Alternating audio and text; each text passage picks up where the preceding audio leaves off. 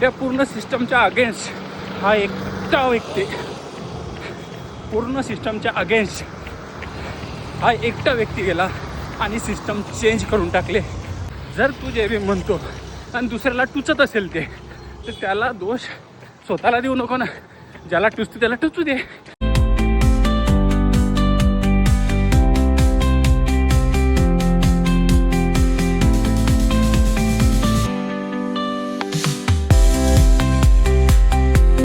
मित्र हो, आज आहे 14 एप्रिल 2026 आणि 14 एप्रिल म्हणजे विश्वरत्न डॉक्टर बाबासाहेब आंबेडकर यांच्या जयंतीचा दिवस.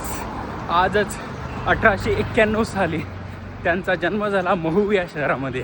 सर्वांना सप्रेम जय भीम आणि भीम जयंतीच्या खूप खूप शुभेच्छा. तर आज आहे 14 एप्रिल.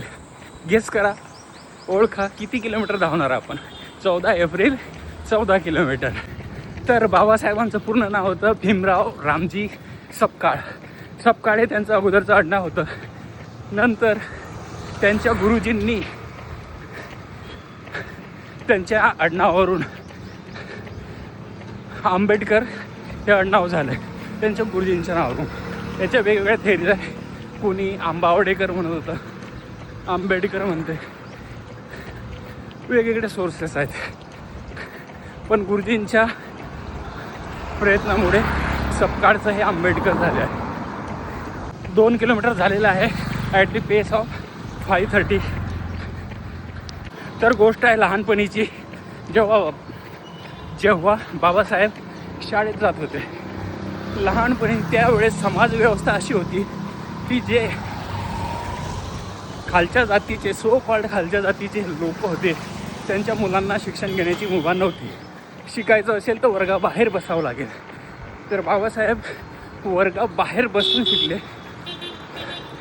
त्यांना वर्गात बसायची परमिशन नव्हती, क्लासमध्ये बसायची परमिशन नव्हती.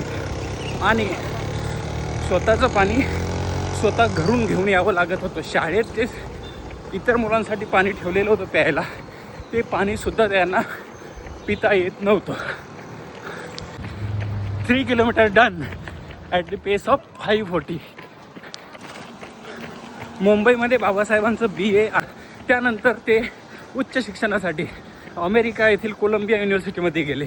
अजूनही कोलंबिया युनिव्हर्सिटीमध्ये सर्वोत्तम विद्यार्थी म्हणून डॉक्टर बाबासाहेब आंबेडकर यांची मूर्ती लागलेली आहे.